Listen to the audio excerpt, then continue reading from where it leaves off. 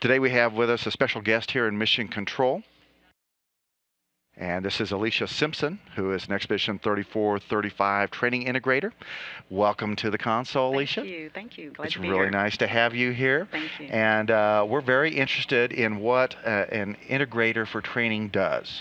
Well, the increment integrator is the one that we take all of the pieces of the puzzle and we put it together. The crew is assigned and we have to send them to different parts of the world to train. And so my job is to make sure that I have allocated enough time for them to train in Russia, in the US, in Japan, Canada, ESA. And so that's the integrating part of my job. And that takes place over how long of a period? It's 2.5 years as a training flow. So I actually get started prior to the 2.5 years, building the training plan, working with the international partners, making sure that we've allotted enough time in each country to get the crew trained and ready to go. Okay, well, the travel part of that must be a lot of fun to get a lot that of all fun. planned Yes, out. yes. So what did you do to prepare this crew for their upcoming launch?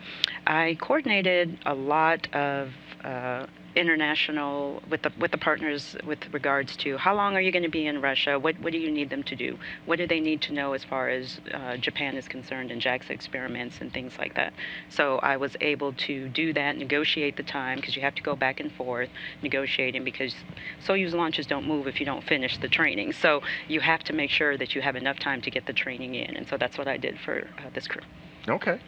Well, are you excited about the upcoming mission? I am very excited because I have worked with these gentlemen for almost 3 years. We've gone through a lot of things of trying to make sure everything is ready. They're comfortable. They're very excited. And so I'm very, very excited.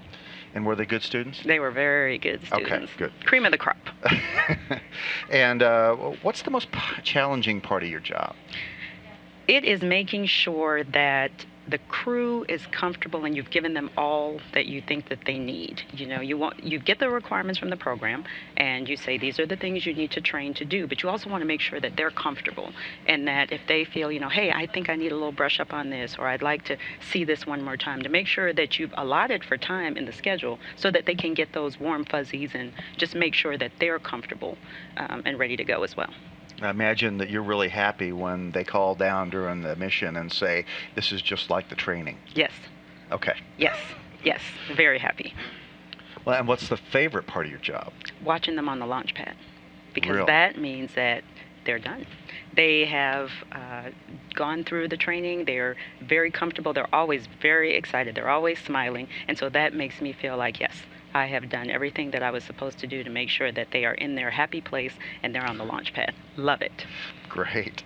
Well, tell me you work for a different company. You don't work directly for NASA. Who do you work for? I work for United Space Alliance as a contractor, and I've been with the company since March of '99, so I'm coming up on 14 years. Oh, wow. Congratulations Thank on you. that. Thank you. And how long have you, so you've been working there 14 years. Mm-hmm. Is that your first experience with working with NASA? Yes.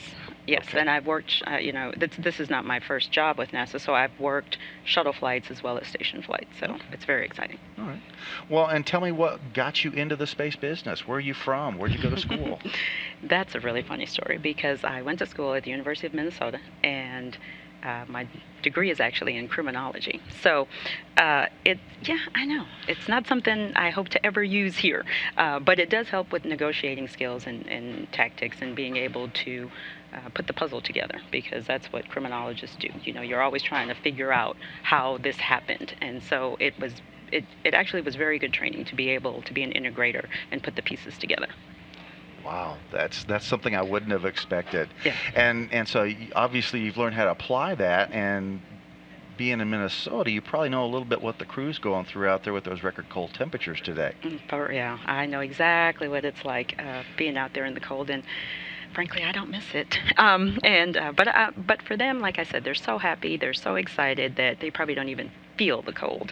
That's how I would be when I was at a football game. I just tune it out because I was so excited to be there. But yes, it is very, very cold. I can only imagine. I think it's maybe minus 30 in Kazakhstan right now, so I remember those days well. Right. All right. Well, is there anything else that we haven't talked about that we ought to, Alicia? Now, just, you know, what we do is so unique, and I just really want everyone to know that this experience is so humbling when you're watching them in space, and they're doing things that are going to help all of us.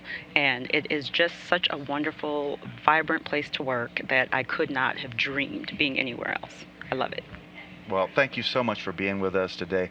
Alicia Simpson, training integrator for Expedition 34 and 35, and we're all pulling for your crew to have a Thank you. smooth launch and docking, Yes. and looking forward to all those activities as they and those smiles on their faces Yes. when we see them on Wednesday. They'll be big. Thanks so much. Thank you.